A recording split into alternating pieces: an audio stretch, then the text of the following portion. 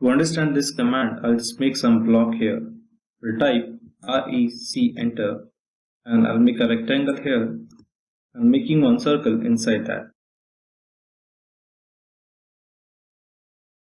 Now I'll add one line here. I'm going to convert this all three objects into one single block. We'll type B enter. We'll define this name of block. I'll say ABC and define a pick point.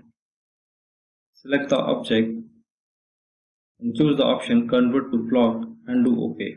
Now we can see this object is converted into a block. Now what I want to do, I want to extend this line till here and here. So let's see how we can extend. If I use normal tool, EX, double enter or single enter, if I try to extend this line, I can see I cannot extend this. So for that, we always use the option for the nested object. We go to blocks and we take here extend to nested object. Or we can type in the shortcut BExtend or BEX. I'll type BEX, enter. I'll select the object which we have to extend. So first we'll select that object where we have to go, as this one, and the next object which we have to extend, enter. Now after that you have to select that object you want to extend. I said this is a line I want to extend. We can click on the line and we can extend it. So like this we can use BExtend option. Now we'll see the next tool, BTrim.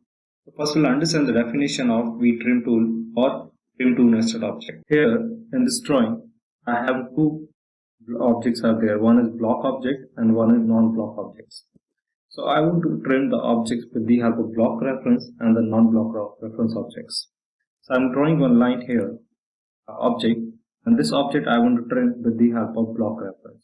So we'll type BTrim, enter, and we'll select the cutting edge. This is my cutting edge, and we have to select the reference object with the help of VR trimming, and enter.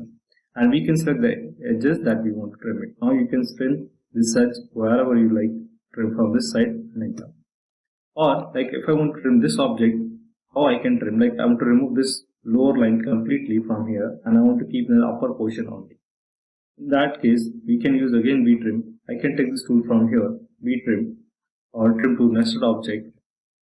So we have to define my cutting edge. I said this is my cutting edge, enter. Now you have to select that your fences that you want to trim it. You see what happened? It's completely get trimmed without any leaving that extra portion behind.